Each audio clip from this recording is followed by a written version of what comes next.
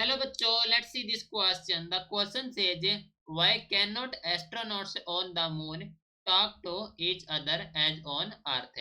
तो दूसरे में पूछा गया है कि जो एस्ट्रोनॉट होते हैं can not talk on the moon in case of earth, यानी कि हम अर्थ पर जो टॉक कर सकते हैं, लेकिन एस्ट्रोनॉट हैं जो मून पर क्यों टॉक नहीं कर सकते, इसका क्या रीजन है। तो इस क्वेश्चन के लिए हमारा की कॉन्सेप्ट यूज हो रहा है, that is the propagation of sound.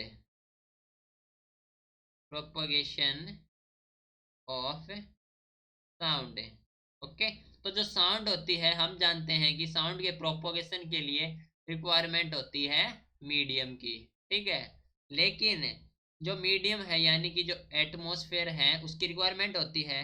तो there is no atmosphere on the surface of the moon. तो we can write this, there is no atmosphere on the surface of the moon।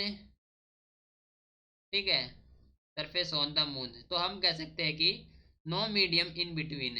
So there is no medium. तो हम कह सकते हैं कि the sound can not travel, the sound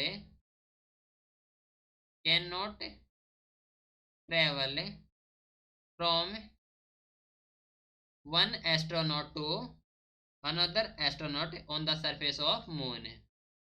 One astronaut to another, okay, on the surface of moon, on the surface of moon, right। तो ये था आपके पास फाइनल आंसर, जिसका रीजन है कि जो हमारे पास साउंड है उसके प्रोपोगेशन के लिए मीडियम की रिक्वायर्ड होती है, एंड मून है उस पर मीडियम नहीं है, यानी कि वहां पर there is no atmosphere on the surface of moon. तो sound can not travel from one astronaut to the another. तो ये था आपके पास final answer. Hope you understood it well. Best of luck.